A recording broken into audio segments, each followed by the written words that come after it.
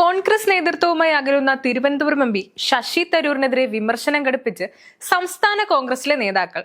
തരൂരിനെ തള്ളിപ്പറഞ്ഞുകൊണ്ടുള്ള പ്രതികരണങ്ങളാണ് നേതാക്കളുടെ ഭാഗത്തു നിന്നും ഉണ്ടാകുന്നത്.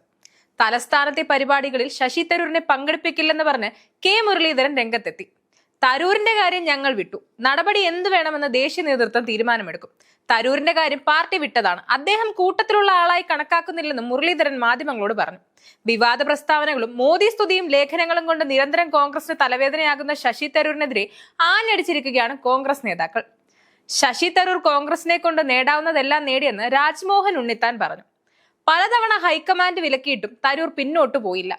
രാജ്യമാണ് വലുത്, കോൺഗ്രസ് രണ്ടാമെന്നാണ് തരൂരിന്റെ പുതിയ രീതി. ഇതോടെയാണ് തരൂരിനെതിരെ കോൺഗ്രസ് നേതാക്കൾ പടപ്പുറപ്പാട് തുടങ്ങിയത്.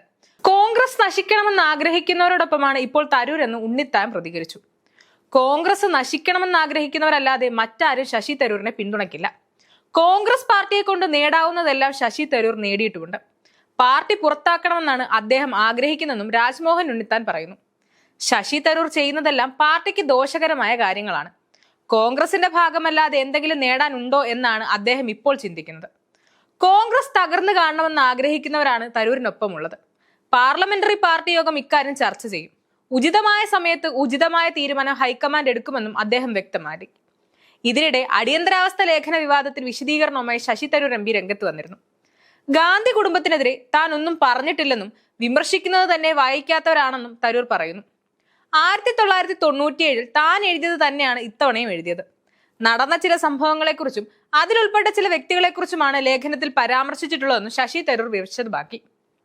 സർവേ വിവാദത്തെക്കുറിച്ചുള്ള ചോദ്യത്തിന് സർവേ നടത്തിയവരോട് ചോദിക്കണമെന്നായിരുന്നു തരൂരിന്റെ പ്രതികരണം.